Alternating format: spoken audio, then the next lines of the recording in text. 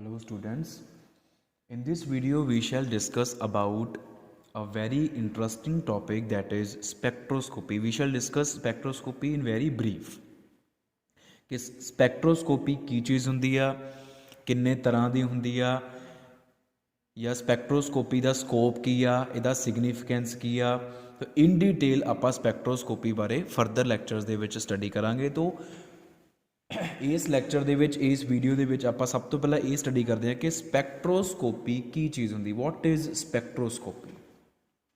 तो बेटा spectroscopy is a branch of science.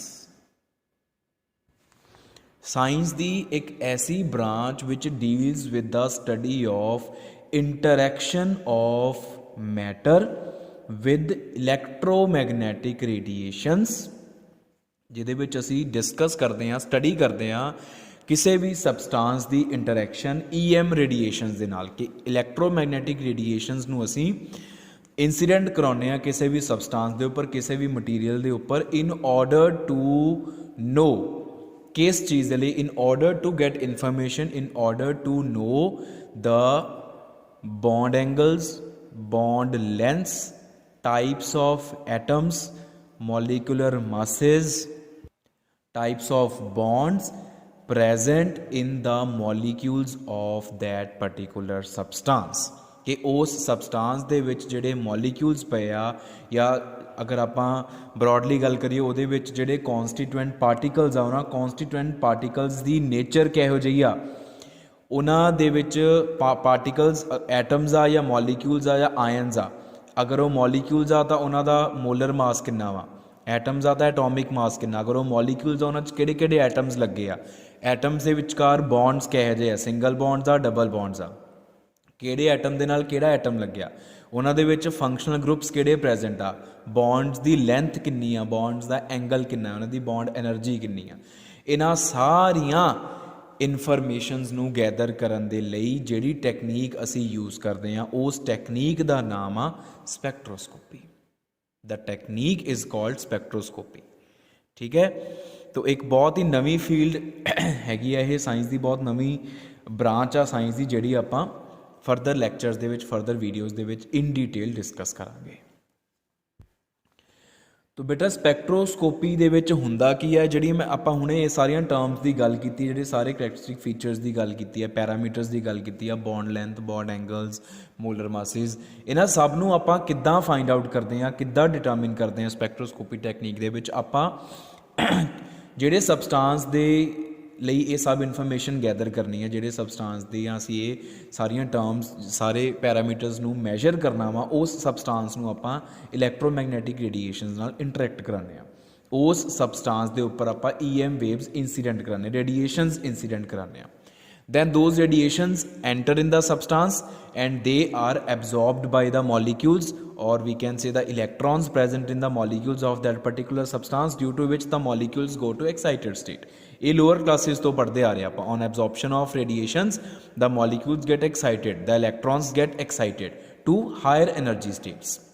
Then since excited states are unstable, तो molecules do come to their ground states, वो वापस अपनिया lower energy states ते थले वापस आ जाते हैं, एनर्जी नूं लूज़ कर देंगे, जिहड़ी एनर्जी उन्होंने पहला एब्जॉर्ब की होंगी, उही एनर्जी वापस वो एमिट कर देंगे हैं। तो जिहड़ी बेटा ये एनर्जी उन्होंने एब्जॉर्ब की है, या जिहड़ी एनर्जी थले जो उपरों एक्साइटेड तो ग्राउंड ते वापस आए, जिहड़ी एनर्जी उन्होंने एमिट की आ, इस this particular amount of energy is observed.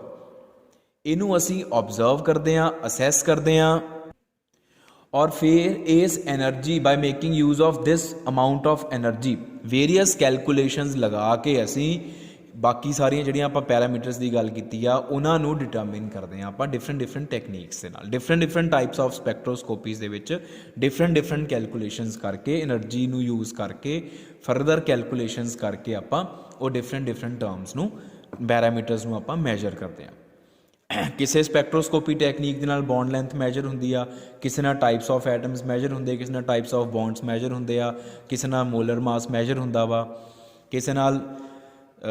मॉलीक्यूल्स की शेप मैजर होंदी आ, तो ये सारिया डिफरेंट स्पैक्ट्रोस्कोपिक टैक्नीक्स के नाल आपां डिफरेंट पैरामीटर्स नूं different features of the molecules नूं मैजर कर सकते हैं by making use of that amount of energy which is absorbed by the molecule to go to excited state and which the same amount of energy is released by them when they come back to their ground states. फिर बेटा एक term आप स्पैक्ट्रोस्कोपी दे विच use करते हैं that is spectrum. Spectrum की चीज होंगी है? Spectrum is the record of transitions.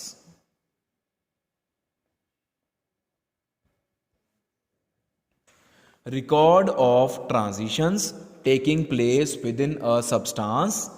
when EM waves are incident upon it। ਜਦੋਂ ਉਹਦੇ ਉੱਪਰ ਆਪਾਂ ਕਿਸੇ ਸਬਸਟੈਂਸ ਦੇ ਉੱਪਰ ਇਲੈਕਟ੍ਰੋਮੈਗਨੈਟਿਕ ਰੇਡੀਏਸ਼ਨਸ ਪਾਤੀਆਂ ਉਹਦੇ 'ਚ ਜਿਹੜੀਆਂ ਟ੍ਰਾਂਜੀਸ਼ਨਸ ਹੁੰਦੀਆਂ because we have various levels ਅਲੱਗ-ਅਲੱਗ એનર્ਜੀ ਲੈਵਲਸ ਆ ਸੇ એનર્जीज E1 E2 E3 and E4 there are so many energy levels within a molecule within a substance within molecules of a substance या particles of a substance। तो जदों आप radiations incident कराइयां ਤਾਂ ਜਿਹੜੇ ਇਹ molecules ਆ कोई molecule E1 level ਤੇ बैठा कोई E2 ਤੇ बैठा कोई E3 ਤੇ बैठा कोई E4 ਤੇ बैठा तो अलग-अलग molecules ने अलग-अलग amount of energy ਨੂੰ absorb करके एक्साइटेशन शो की हाई एनर्जी लैवल पर चले गए मुड़ के जो वो वापस आए उही एनर्जी एमिट करती उन्होंने फिर जी एमिटेड एनर्जी आप असैस किया ऑबजर्व किया तो उस अमाउंट ऑफ एनर्जी तो आप अंदाज़ा लाया कि किहड़े मॉलीक्यूल ने किहड़े लैवल तो किहड़े लैवल पर ट्रांजिशन की होगी। फिर सारिया ट्रांजिशनस नूं बेटा आप रिकॉर्ड कर लिया उस रिकॉर्ड नूं असीं स्पैक्ट्रम बोलते हैं that record of transitions taking place within a molecule within molecules of a substance when EM waves are incident upon them that record is called spectrum। तो ये spectrum बेटा की है? spectrum एक readable form of transitions otherwise we cannot see the transitions occurring within the molecules। ਅਸੀਂ ਤਾਂ molecules नहीं देख सकते उन्हां दे विच electrons ਦੀ transitions ਨੂੰ ਅਸੀਂ ਕਿੱਥੋਂ देख सकते हैं। तो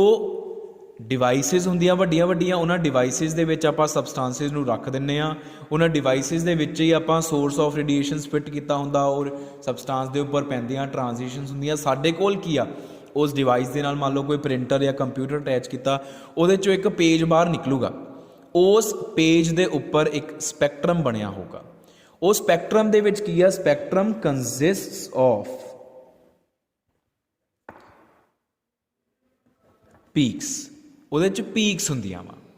ਪੀਕਸ ਔਰ lines spectrum consists of peaks और लाइन्स कुछ इस तरह का होंदा होगा एक्स एक्सिस वाई एक्सिस ठीक है इधरले पासे कुछ भी हो सकता different spectroscopic techniques they which x axis they long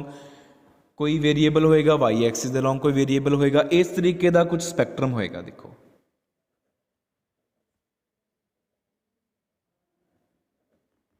this is a kind of spectrum ये हैगा आ स्पैक्ट्रम जिहदे विच साडे कोल पीक्स आ कुछ स्पैक्ट्रम होंदे जिहदे च साडे कोल लाइन्स बन के आंदियां वा वो इस तरीके का हुंदा वा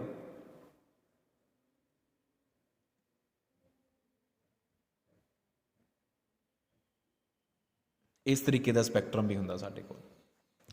लाइन्स वाला स्पैक्ट्रम आ हो गया साडे कोल पीक्स वाला स्पैक्ट्रम। तो आ चीज़ जिहड़ी आ वो कंप्यूटर के प्रिंटर चों बाहर आऊगी तो दिस इज कॉल्ड स्पैक्ट्रम। हुण जिद्दां इधरले पासे यूजअली एनर्जी ही हुंदी है वैरी यूजअली हुण देखो आ एक आ पीक हैगी आ एक आ एनर्जी होगी एक आ पीक हैगी आ एक आ वाली वैल्यू होगी एनर्जी की आ वाली वैल्यू होगी आ वाली वैल्यू होगी। तो ये सारिया वैल्यूज़ की मान लो कि आ सी रेडिएशनस पाइया सी ठीक है एक मॉलीक्यूल ने E1 तो E3 ट्रांजिशन शो की ठीक है जी। तो E1 तो E3 एक ट्रांजिशन आ कितनी एनर्जी लगी E3 minus E1 any energy लगी होगी आ ट्रांजिशन करवाने के लिए। तो E3 माइनस E1 वाली जिहड़ी एनर्जी आ उस वैल्यू ते डेफिनेटली एक पीक आई होगी definitely there will be a peak. मान लो एक आ ट्रांजिशन हुई है ये वास्ते कितनी एनर्जी लगी E2 माइनस E1 इस ट्रांजिशन की एनर्जी E2 माइनस E1 वाले पॉइंट ते भी एक पीक आई होगी से this is E2 minus E1 just assume आ वाला point E2 minus E1 energy आ मान लो E2 माइनस E1 इज 10 आ 0 आ मान लो आ 10 आ तो 10 ते साडे कोल एक पीक आई होगी इदां ही एक आ ट्रांजिशन हुई है कितनी एनर्जी ते E3 माइनस E1 ते, मान लो E3 माइनस E1 इज 30, सो इत्थे जाके मान लो आ 30 हो गया, 10 इत्थे 20 इत्थे 30, आ 30 दे भी एक पीक आई हुई साडे कोल, ਉਹ इस ट्रांजिशन ਨੂੰ सिग्नीफाई करती है। तो जिन्नियां ट्रांजिशनस होणगियां उन्नियां पीक्स आणगियां साडे कोल, जिन्नी एनर्जी यूज़ करके ट्रांजिशन हुई होगी उन्नी ही एनर्जी ते पीक आएगी या उन्नी ही एनर्जी ते लाइन आएगी साडे कोल स्पैक्ट्रम दे विच। तो स्पैक्ट्रम नूं देख के आपां अंदाज़ा लगाने आ कि किहड़ी किहड़ी एनर्जी वाली ट्रांजिशन हुई है, तो किहड़े लैवल तो किहड़े लैवल ते होई होएगी वो। तो यह है बेटा very general about the spectrum. फिर बेटा आप अगों गल करते हैं कि जी स्पैक्ट्रोस्कोपी आ वो साडे कोल दो तरह की होंगी, एक होंगी आ एब्जॉर्प्शन स्पैक्ट्रोस्कोपी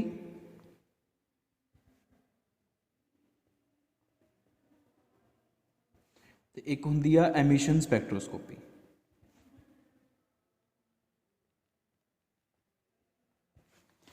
एब्जॉर्प्शन स्पैक्ट्रोस्कोपी की चीज़ आ कि एक सबसटांस आ, असी उहदे उपर रेडिएशनस एमिट रेडिएशनस इंसीडेंट कीतियां,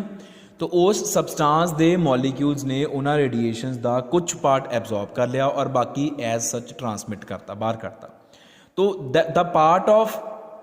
energy which is absorbed by the molecules of a substance, उस पार्ट ऑफ एनर्जी जी एब्जॉर्ब्ड एनर्जी है बेटा आपां उन्होंने यूटिलाइज करके, अगर आपां स्पैक्ट्रम नूं स्टडी करते उन्होंने यूटिलाइज करके अगर आपां फरदर ट्रांजिशनस नूं असैस करते हैं, ट्रांजिशनस देखते किहड़ियां हुईयां किहड़ियां नहीं हुईयां, दैन दैट स्पैक्ट्रोस्कोपी इज़ एब्जॉर्प्शन स्पैक्ट्रोस्कोपी। आपां ये देख लिया कि कितनी एनर्जी एब्जॉर्ब की मॉलीक्यूल्स ने, तो मॉलीक्यूल की अपनी पहला कुछ एनर्जी होगी, कुछ पोर्शन उन्हें बाहरों रेडिएशन का एब्जॉर्ब कर लिया, तो वो एनर्जी इनक्रीज़ कर गई, आपां देख लिया कि वो कितनी एनर्जी इनक्रीज़ की मॉलीक्यूल की, तो वो एब्जॉर्ब्ड एनर्जी होगी। उस absorbed energy by making use of that absorbed energy if spectrum is recorded,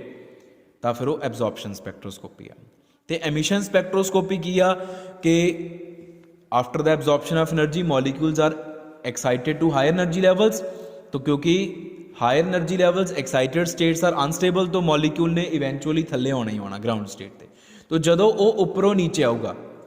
same amount of energy it will release, it will emit back. तो जिहड़ी एनर्जी वो रिलीज़ करता वा, जे आपां ओनूं ऑब्जर्व करके फिर आपां अगों फरदर डिस्कशन करिए, तो उस स्पैक्ट्रोस्कोपी नूं असीं बोलते हैं एमिशन स्पैक्ट्रोस्कोपी। तो एब्जॉर्प्शन स्पैक्ट्रोस्कोपी दे विच एब्जॉर्ब्ड एनर्जी और एमिशन स्पैक्ट्रोस्कोपी दे विच जिहड़े एक्साइटेड मॉलीक्यूल जदों डी एक्साइट हुंदे, जिहड़ी एनर्जी वो एमिट करते हैं उस एनर्जी नूं आपां यूज़ करते हैं। तो एब्जॉर्प्शन स्पैक्ट्रोस्कोपी होवे चाहे होवे एमिशन स्पैक्ट्रोस्कोपी, जिहड़ा स्पैक्ट्रम आ यूजली वो सेम हुंदा because the difference always remains same. हुण जे मॉलीक्यूल E1 तो E3 गया वा, उन्हें एनर्जी कितनी एब्जॉर्ब की सी E3 माइनस E1, तो जदों उन्हें वापस आना वा उन्हें जिहड़ी एनर्जी एमिट करनी है वो भी सेम होएगी E3 minus E1। But absorption spectroscopy is comparatively easy. With the help of absorption spectroscopy, the spectra are recorded easily. The molecules are studied more easily. इस करके आप absorption spectroscopy नूं ही usually prefer करते हैं।